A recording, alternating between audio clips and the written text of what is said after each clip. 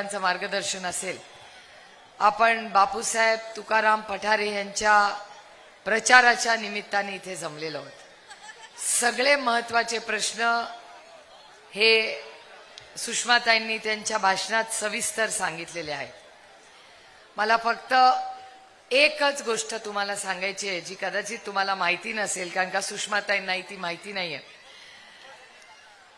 हे इलेक्शन मागच्या वेळेस आम्ही जेव्हा आलो होतो एका वेगळ्या व्यक्तीसाठी आम्ही तेव्हा तिकीट मागितली होती।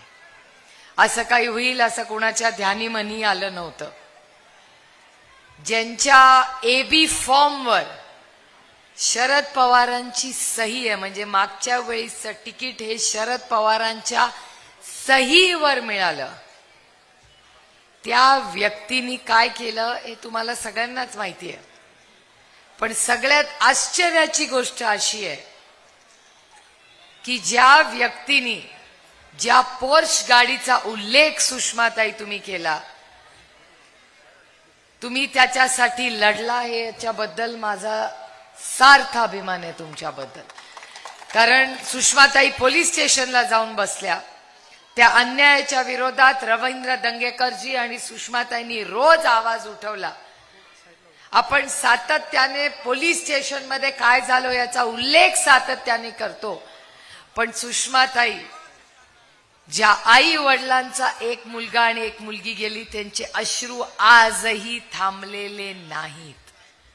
आणि माझा आरोप आहे, सुषमाताई बोलल्या ही गोष्ट खरी आहे की स्थानिक एका नेत्याने त्या पोलीस स्टेशनवर जाऊन ज्यांनी मोठी करोडो रुपयाची पोर्श गाडी होती त्या व्यक्तीला पिझ्झा आणि बिर्याणी खायला घातली, हे वास्तव आहे।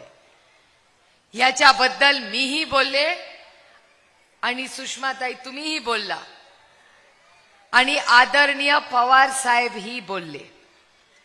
सुषमाताई तुम्हाला ही गोष्ट कदाचित माहिती नसेल, मलाही आत्ताच व्यासपीठावर बापूंमुळे कळाली की ज्या व्यक्तींनी पोर्शच्या गाडी चालवणाऱ्या कुटुंबाने ज्यांनी एक युवक आणि एक युवतीची हत्या केली, त्यांच्या बाजूनी तो व्यक्ती तिथे गेला, त्यांना मदत केली पोलीस स्टेशनला। सुषमाताई आजही तुम्हालाही माहिती नाहीये की कुठल्या मोठ्या नेत्याचा फोन आला। तुमचं मी टीव्हीवरचं भाष्य ऐकलेलं आहे, तुम्ही दाद विचारत होता की कुणाच्या दबावाखाली तुम्ही ही केस दाबताय, कोणी फोन केला, बरोबर आहे। हा आरोप सुषमाताईंनी केला, रवी दंगेकरनी केला, मी केला, बापून पठारेंनी केला आणि आदरणीय पवार साहेबांनी केला।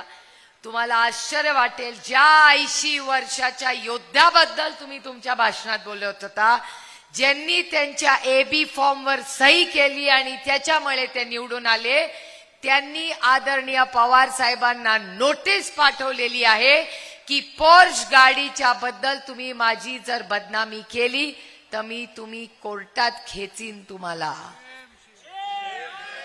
मी त्यांना टीव्ही वाल्यांना रेकॉर्ड करा माझं भाषण। ज्या व्यक्तींनी आदरणीय पवार साहेबांना नोटीस पाठवली की तुम्ही माझी बदनामी केली तर मी तुम्हाला कोर्टात खेचीन, मी पुन्हा पुन्हा एक नाही 100 वेळा त्या व्यक्तीला आव्हान करते की तुम्ही म्हणाल ती वेळ, तुम्ही म्हणाल ती जागा, मी पोर्शच्या त्या मुलांना ज्यांची हत्या झाली त्यांना न्याय मिळाल्याशिवाय स्वस्थ बसणार नाही। आणि त्या ज्यांनी कृती केली त्याच्या मागे तुम्हीच होता। हिम्मत असेल तर सुप्रिया सुळेला आणि सुषमा अंधारेंना रवींद्र दंगेकरांना पण नोटीस पाठवा, आम्ही लढू, कारण आम्हाला कुणाची भीती नाही। आम्हाला माहिती, आम्ही सत्याच्याच बाजूने, आम्ही ना बिर्याणी घेतली ना कुणाच्या रक्ताचे सॅम्पल बदलले। रक्ताचे सॅम्पल बदलायचं पाप हे तुमच्या सरकारने केलेलं आहे। त्या पोर्श गाडीमध्ये ज्यांनी कोणी गाडी चालवली त्याला वाचवण्याचं पाप कोणी केलं असेल तर तुम्ही केलेलं असेल। हो, हे तुम्हीच केलेलं आहे, हे तुमचं पाप आहे। नोटीस पाठवून तर बघा ना तुम्ही, त्यांनी पाठवून दाखवावी नोटीस। अरे शरद पवारांना नोटीस पाठवली तुम्ही, आम्हाला पाठवा ना, आणि शरद पवारांना परत पाठवा. शरद पवार दिल्लीच्या तख्ताच्या ईडीच्या नोटीसला घाबरत नाही, तुझ्या नोटीसला काय घाबरणार? आणि ते पुस्तक आहे तिथे, मी आत्ताच बाळासाहेब थोरात साहेबांना दाखवतो ते पुस्तक. आज सकाळी टीव्ही लावला, वर्तमानपत्र लोकसत्ता वाचलं, त्याच्यात काय लिहिलं होतं की हो आम्ही पक्ष बदलला कारण आम्ही ईडीला घाबरलो. हे मी म्हणत नाहीये, त्या पुस्तकात लिहिलेलं आहे. पत्रकारांनो, पुस्तक माझ्याकडे आहे आणि आजचा लोकसत्ताही आहे. त्याच ते लिहिलेलंच आहे की ईडी मुळे आम्ही गेलो, असं ते पेपरात आलेलं आहे. ते नाही म्हणलेले, तो रिपोर्टर म्हणलेला आहे की तुम्ही जेव्हा बोलला तेव्हा 5 आणखीन लोक होते. त्याच्यामुळे ही काय एक कान गोष्टी नाहीत. त्याच्यामुळे खरं कधीतरी आयुष्यात, आणि माननीय भुजबळ साहेबांचाच शब्द मी कधीही विसरणार नाही, सत्य परेशान हो सकता है, पराजित नहीं हो सकता. मग ती ईडीची केस असेल किंवा पोर्सची केस असेल, आम्ही या सरकारला कधीही चुकीच्या कामात, आम्हाला कितीही तुम्ही नोटीस पाठवा, आम्ही सत्याच्याच बाजूनी उभं राहणार. आणि जोपर्यंत तो युवा आणि युवती त्या दोघांना न्याय मिळत नाही, सुषमाताई, रवी दंगेकरजी आणि मी स्वस्थ बसणार नाही. या तुमच्या जे होते आधी इथे निवडून आलेले आदरणीय पवार साहेबांच्या सहीनी केलेले जे झाले ना निवडून आले, त्यांना मला विनम्रपणे सांगायचंय, होते, आता नाही होणार. आता आपल्याला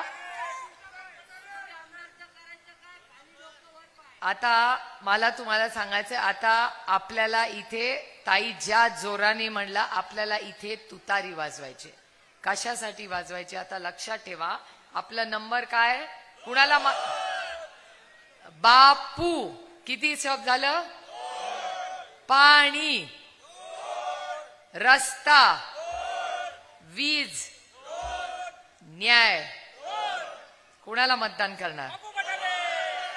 त्यामुळे बापू पठारेंचं 2 नंबरचं बटन आहे.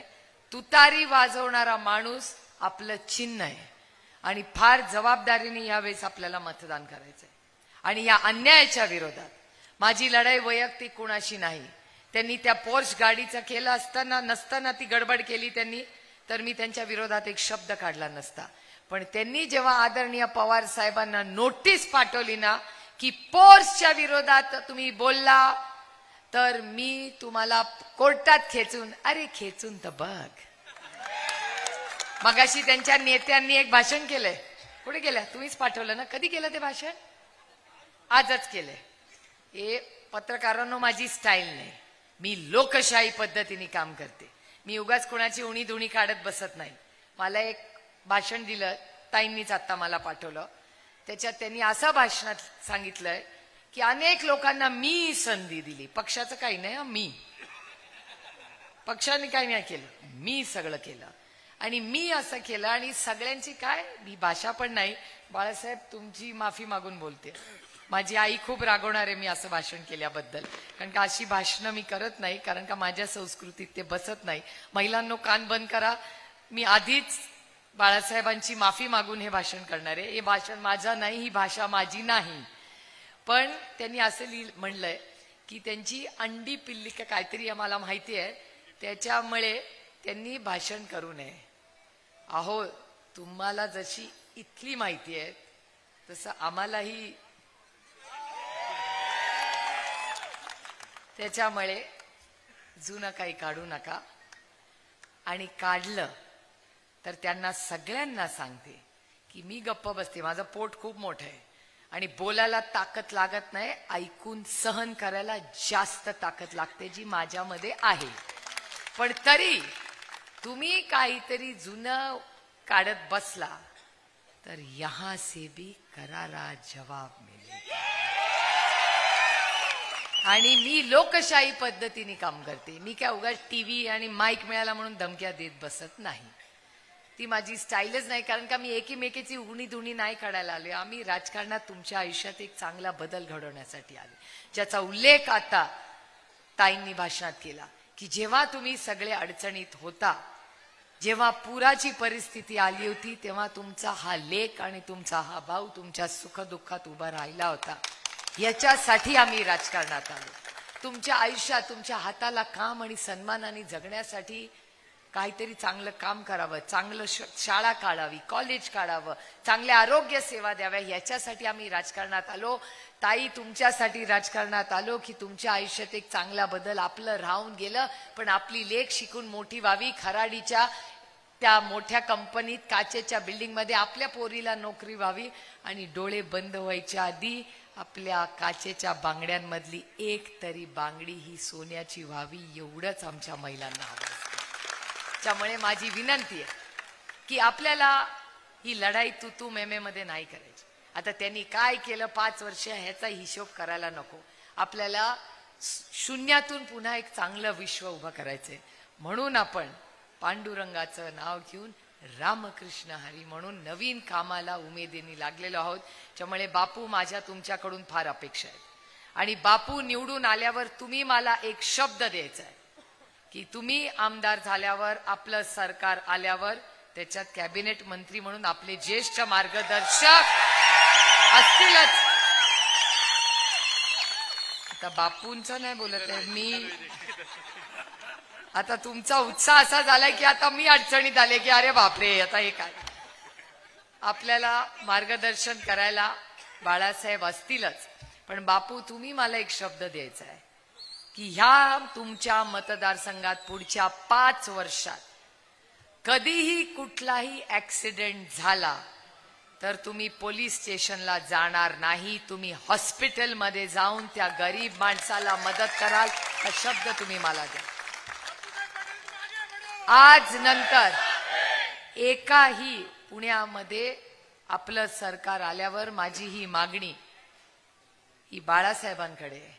बाळासाहेब, माझी बहीण, मला मुलीसारखी, बहिणीसारखी, लेकाईसारखी आपली जया, ती फक्त बाळासाहेबांची मुलगी नाही, आपल्या सगळ्यांची बहीण आहे. ज्या गलिच्छ पद्धतीने भारतीय जनता पक्षाने हल्ला केला आमच्या जयावर, तो सहन आम्ही कधीही करणार नाही.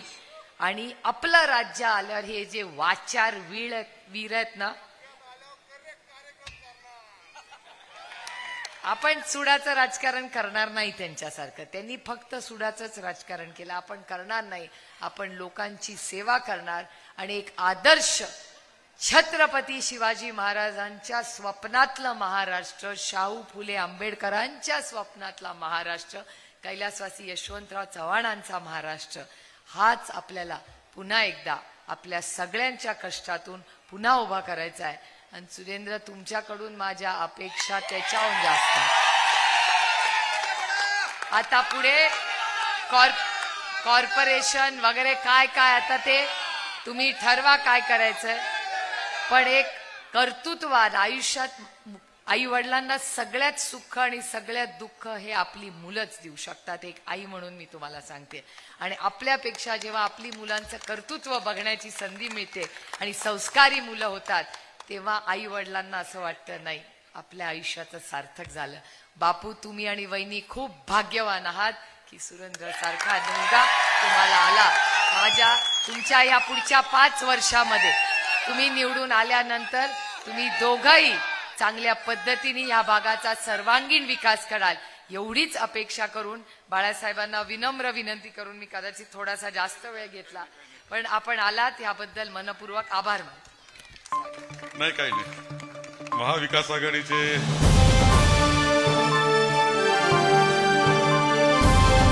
समाजकारण, प्रशासन आणि राजकारणातल्या अचूक विश्लेषणासाठी बखर लाईव्हच्या सोशल मीडिया प्लॅटफॉर्म्सना लाईक, फॉलो आणि सबस्क्राईब करा.